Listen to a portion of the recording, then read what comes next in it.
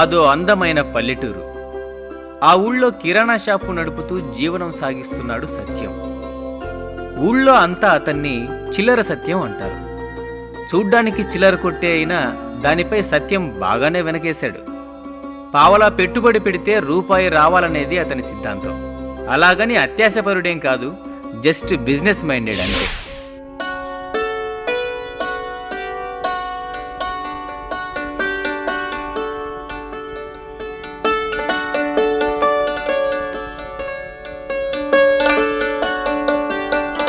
ఇతని భార్య భాగ్యం. ఈ భాగ్యం రాకతోనే భాగ్యవంతుడైనానని సత్యం నమ్మకం. గల్లా పెట్టే డబ్బులతోనూ తన భార్య నగలతోనూ ఎప్పుడూ కళకళలాడాలని కోరుకుంటాడు. అందుకే ఇంట్లో ఉన్న నగలన్నీ ఆమె వంటి మీదే ఉండాలంటాడు. ఇలా సాఫీగా సాగిపోతున్న వాళ్ల జీవితంలోకి శంకర్ అనే పాత పరిచయస్తుడు ఎంటర్ అయ్యాడు.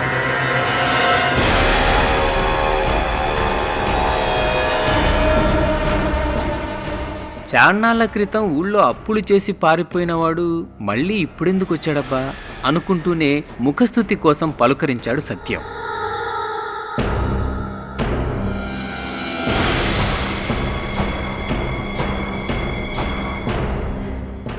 ఇదివరకు ఎక్స్మార్క్ బీడీలు కాల్చేవాడు ఇప్పుడు ఇంపోర్టెడ్ సిగరెట్లు కాలుస్తున్నాడే.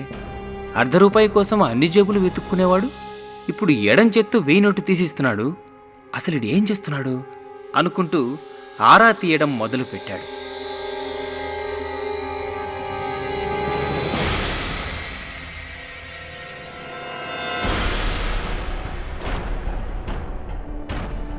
తనిప్పుడు ఓ పెద్ద కంపెనీలో రిప్రజెంటేటివ్గా పనిచేస్తున్నానని, లక్షల్లో జీతమని, లక్షణమైన జీవితమని చెప్పుకొచ్చాడు శంకర్. లక్షల్లో జీతం అంటే కోట్లల్లో వ్యాపారం అయి ఉంటుందని, అదేంటో తెలుసుకోవాలని అనుకున్నాడు సత్యం. అంతా బాగుపడటానికి ఓ మంచి ఆలోచన, నాశనమవటానికి ఓ ఆశ చాలదా?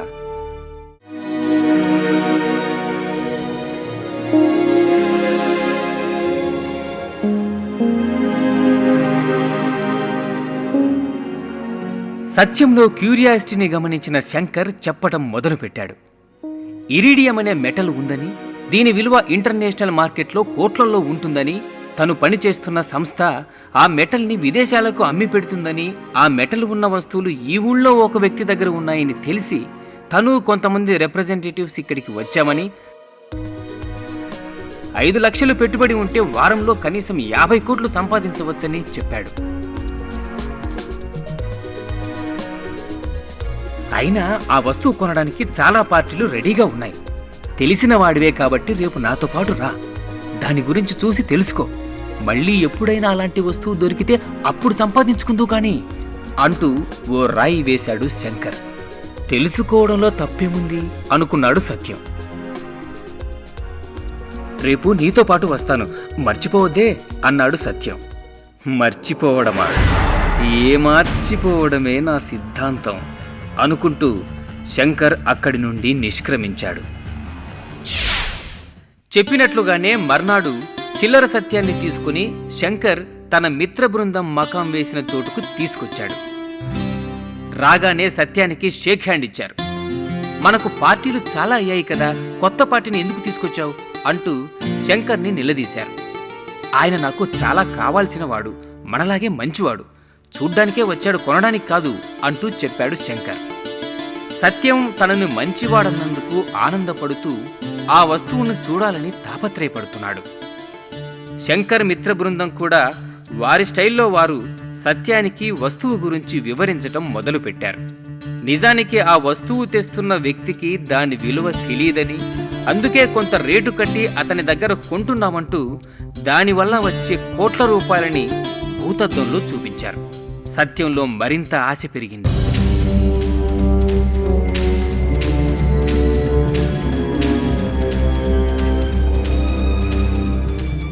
ఇంతలో ఒక వ్యక్తి వస్తువును చిన్న గుడ్డలో కట్టుకొని తీసుకొనొచ్చాడు.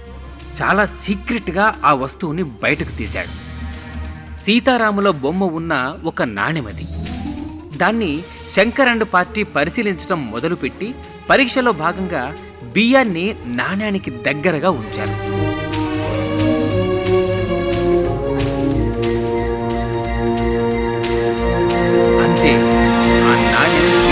లాక్కోవడం మొదలుపెట్టింది.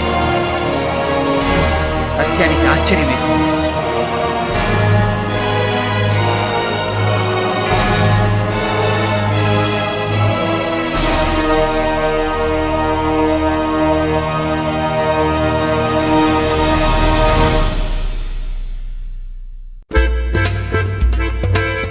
ఇది ఖచ్చితంగా ఒరిజినల్ అంటూ శంకర్ అండ్ పార్టీ వాళ్ళల్లో వాళ్లే చప్పట్లు కొడుతూ మాట్లాడుకోవటం,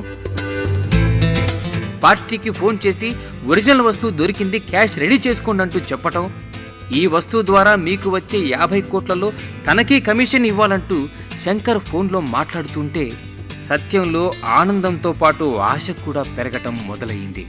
కళ్ల ముందు వస్తువుకు 5 లక్షలు పెడితే కళ్ళు మూసి తెరిచేలోపు 50 కోట్లు, ఎన్నాళ్ళు వ్యాపారం చేస్తే సంపాదిస్తాను అంటూ తనను తానే ప్రశ్నించుకుంటూ, ఎప్పుడో ఈ బిజినెస్ చేయడం దేనికి, ఇప్పుడే 5 లక్షలు పెడితే పోలా?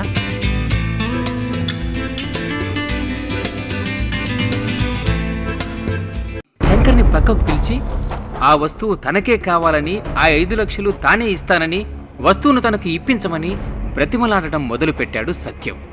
పిట్ట బుట్టలో పడ్డాక కాస్త బెట్టు చేయకపోతే ఎట్టా అనుకుని, ఆల్రెడీ పార్టీ ఉంది, మళ్ళీ ఓసారి చూద్దాంలే సత్యం అని శంకర్, కాదు కాదు నాకే కావాలంటూ సత్యం, ఇలా వాదోపవాదాలు జరిగాక,